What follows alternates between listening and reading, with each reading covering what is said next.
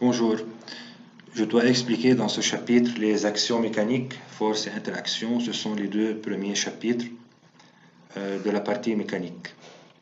Je dois commencer par le premier objectif, définir une force et les effets d'une force. Définition d'une force. Une force est une action mécanique exercée par un corps qui agit, appelé acteur,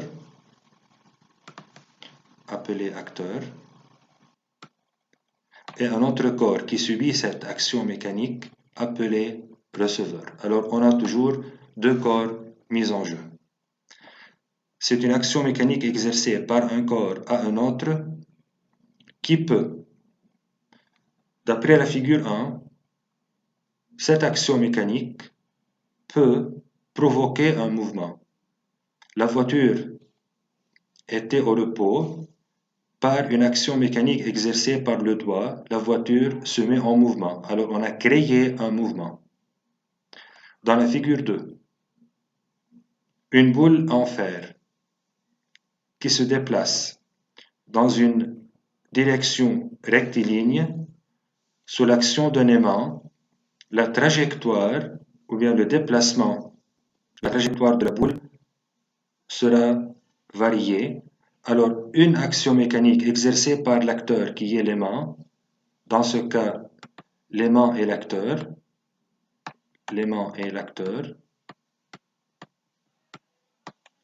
la boule en fer est le receveur.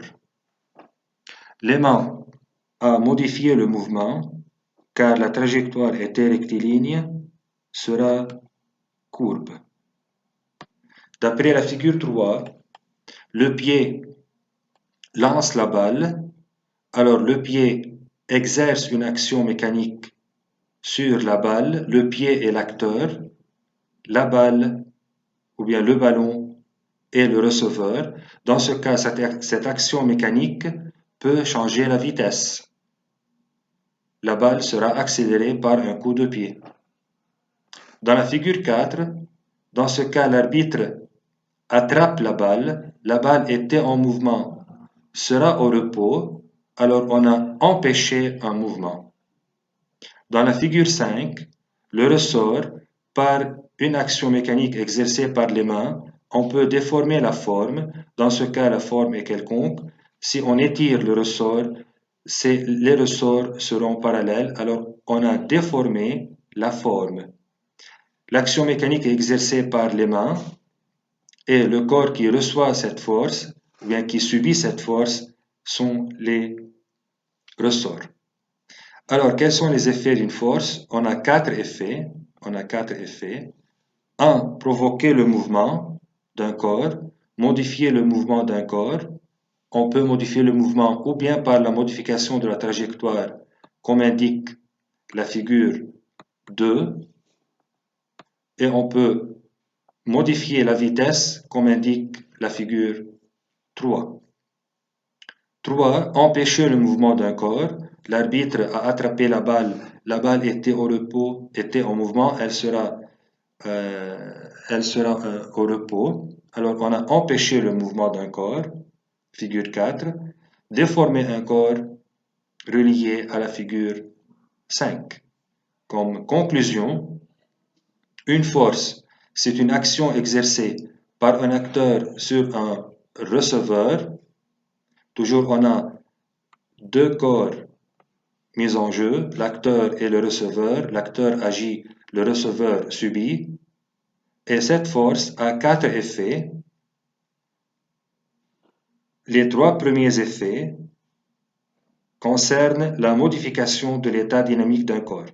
L'état dynamique d'un corps peut être changé ou bien par le changement de la trajectoire, ou bien de la vitesse, ou bien le corps qui est au repos, il sera en mouvement, ou bien empêcher un mouvement. Alors ce sont les quatre effets d'une force. Une force est une grandeur physique. Chaque grandeur physique a une unité.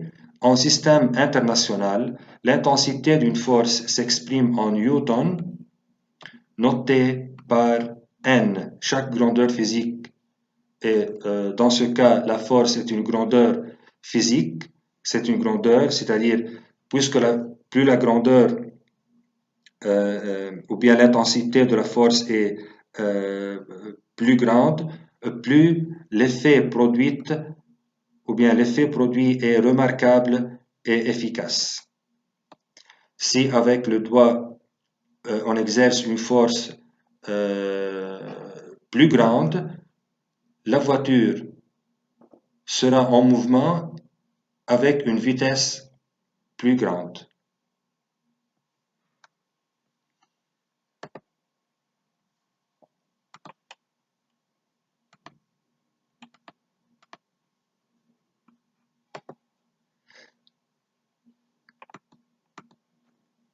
Type des forces, on a des forces à distance et des forces de contact. La différence entre ces deux forces. Une force à distance. L'acteur et le receveur ne sont pas en contact, c'est-à-dire répartis en volume. Le corps sera attiré ou bien subit une force en volume sur tout le corps. Par exemple, le poids, c'est la force exercée par l'attraction de la Terre sur un objet. La Terre attire la pomme ici en volume, c'est-à-dire l'action mécanique n'est pas localisée en un point. Mais pour une force de contact, il y a un point de contact entre le corps qui agit et le corps qui subit. Exemple, ce corps posé sur un support, s'il n'y a pas un point de contact entre ces deux corps, c'est-à-dire si on enlève le support, ce corps tombe par terre. Dans ce cas, la force ou bien l'action mécanique exercée par le support sur le corps n'existe jamais s'il n'y a pas un contact entre ces deux corps. Le corps, dans ce cas, qui agit est la table, le corps qui subit est le corps noté par le numéro 2. Alors, c'est la différence entre ces deux forces. Je dois continuer en expliquant quelles sont les forces à étudier pour les forces à distance et les forces de contact par un autre vidéo. Merci.